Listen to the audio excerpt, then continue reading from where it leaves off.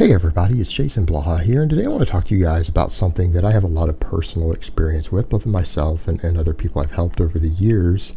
It's for those of us who are genetic fatties. Genetic fatties, and you know what that really means? That means overeaters due to leptin, ghrelin, things like that in our body. The way that we respond to food, to appetite, things like that. It's not slow metabolism. All right, people need to understand that. Most easy gainers, people who get fat really easily, or people who've been obese, it's not we have a slow thyroid or any of that. It's that we have high appetites. All the scientific data has shown that consistently. We struggle with portion control. We struggle with overeating. Now, for those of us who are trying to get bigger, get stronger, gain muscle, this becomes critical. This becomes a specific set of circumstances. And you know, I hate it when people say everyone is different, because in certain regards to training and things like that, we really aren't. I don't believe that people need to train differently for similar goals, or even sometimes broad sets of goals, just because of their individual genetics. I don't believe that's the case.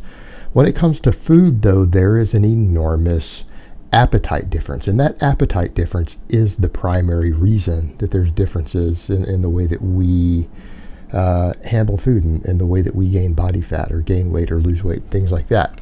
So for those of us who struggle with obesity, we struggle with body fat gain, there's a few things that I want to recommend as far as diet and training go to either recomposition like I'm doing now, and I'm successfully recomping sitting at 220. For those unaware, I'm 5'9". I've been at different body weights. I've been under 200 pounds while on YouTube, and I've been as high as 255. And the thing that I've noticed is that, yeah, for me, even when I'm sometimes not trying to gain muscle or bulk, if I don't watch certain elements of my diet, I will start stacking on a couple pounds a week. And it's just due to my appetite. And so for me to successfully recomp, it's the same strategies I would recommend for most people who want to make slow gains or lean gains. Now, I wouldn't worry about this for the hard gainer. The hard gainer is a different set of circumstances, and I might actually cover that in a separate video later today after this one. Completely different animal. But the main thing for us is going to be nutrient partitioning and appetite control. Now, up front, I want to state anyone trying to gain muscle who is an easy gainer, genetic fatty, these concept of low carb diets, keto diets is probably the worst thing you can do. I've learned this through personal experience, and the science seems to validate that also. What we need to look at is the fact that when you're in a calorie surplus, if you're on a higher fat diet, you will gain more fat on the same amount of calories, right? The same amount, you will gain more fat on the same amount of calories.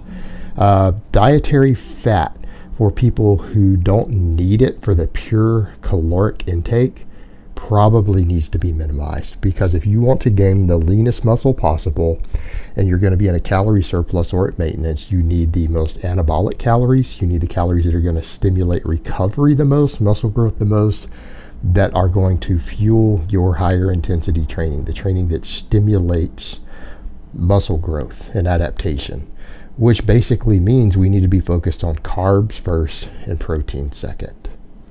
The other thing to consider is, again, this is what's been noted by tons of researchers who mess with higher starch diets to get obesity and diabetes and stuff under control. It's harder to overeat starchy carbohydrates.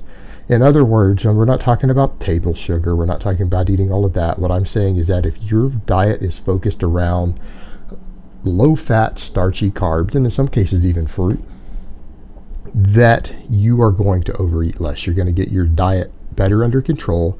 You're going to have better training fuel. So I'm going to tell people, and this is going to be unpopular in certain circles, that if you are a genetic fatty and you're trying to gain muscle, I would keep my fat intake at 10% or less of my total calories. That's what I do personally. And I would put my focus on starchy carbs and lean protein sources.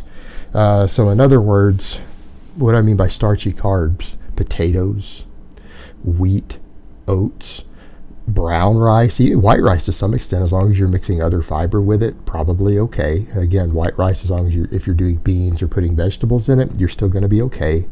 But yeah, starches, legumes, beans, grains, potatoes, tubers, that needs to be the focus of your diet. That needs to be the majority of your calories, because we know That's contrary to what a lot of people have taught, that the insulin response from these foods is actually more anabolic to your muscle tissue than your fat tissue. Conversely, dietary fat is more anabolic to your fat tissue than it is your muscle tissue. So keeping a focus on carbohydrates keeps your glycogen stores full, it keeps your metabolism higher, it helps you train harder. And if you can train harder with more volume and more intensity, you're going to stimulate more muscle growth, and your total energy turnover is going to be higher. As far as protein intake goes, I'm going to say that in some cases, the genetic fatty might need a little more protein. Again, purely due to satiety reasons. We know that for most of you, I always say 1 to 1.6 grams of protein per kilogram of body weight. But I think we can round that to, roughly 1.5. So for someone like me who's 100 kilos, I probably need at least 150 grams of protein a day.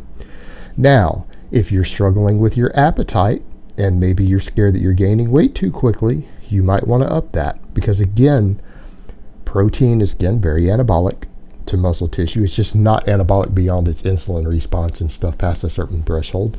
So it doesn't give you a benefit over carbohydrates past a certain threshold. But it can control appetite better, and that's the name of the game. We're looking for stomach fullness, appetite suppression with the most anabolic calories that you have available. So again, carbs first, protein second, fat needs to be low. So what do I mean by lean protein sources? Well, actually beans help. We throw beans in. Lean cuts of steak, chicken breast, turkey breast, fat-free Greek yogurt, fat-free dairy of any type. Good ideas. Absolutely good ideas, because again, even fat-free dairy is very anabolic, a lot of growth factors and things in there. The same stuff, the very stuff that vegans and other people argue about being the negatives to these foods are actually positives for growing muscle tissue. And again, the more muscle tissue we grow on the same amount of calories, the less body fat you gain and the easier you recomposition. And again, it's been noted in study after study that low-fat and fat-free dairy actually seems to help with fat loss, helps with body recomposition, even on an equal calorie basis. There's been a few studies that found that over the years. We can debate as to why. So don't be afraid of those things. That is what is going to be the focus of your diet. Starchy carbs, fruits and vegetables as needed. Again, they can help fill you up. Don't be afraid of a bit of fruit, because again, it's very low fat. It's mostly carbs. Again, loaded with vitamins and minerals. So again, the foods that are going to fill you up and give you the most bang for your buck. And as far as your training goes, list cardio is something that you need to do. Even when you are trying to lean bulk, as a genetic fatty, you probably need to do a minimum of 30 minutes of list cardio a day. I'm going to say for most of you, try to squeeze in an hour if you can. The reason for that is multifold. Number one, it can enhance recovery over time. But number two, it burns fat as a primary substrate. You can get a mild nutrient partitioning benefit from eating a higher carb, lower fat diet and doing list cardio every single day. Again, this is beneficial for maintaining an ideal body composition when gaining muscle for people who are prone to overeating and therefore prone to fat gain. Furthermore, it's going to let you, here's the kicker, it's going to let you eat more calories. If you burn an extra 300 calories a day doing list cardio, yet you still get the hormonal response from those extra carbs and protein in terms of IGF-1, insulin, everything else at the muscle tissue level, you're going to get a stronger anabolic response. It's going to be mild, because again, it's calories in, calories out matter here, but you're going to get a slightly stronger anabolic response from the higher calories, right?